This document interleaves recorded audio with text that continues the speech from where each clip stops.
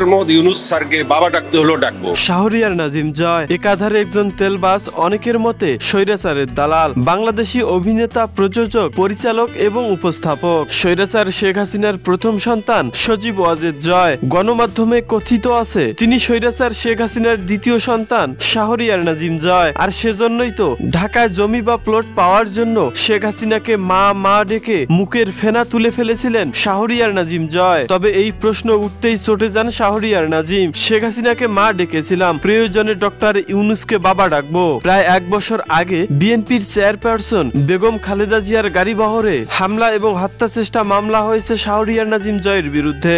আওয়ামী লীগের বিভিন্ন কাজকে উন্নয়নমূলক কাজ বলে প্রচারণা করেছিলেন শাহরিয়ার নাজিম জয়। সুতরাং জনগণ তাকে আওয়ামী লীগের দালাল বলাটা অতিরঞ্জিত নয়। তবে আপনি কি মনে করেন এগুলো ঠিক কি তবে হয়? নিচে কমেন্ট করবেন। ভিডিওতে লাইক করে চ্যানেলটি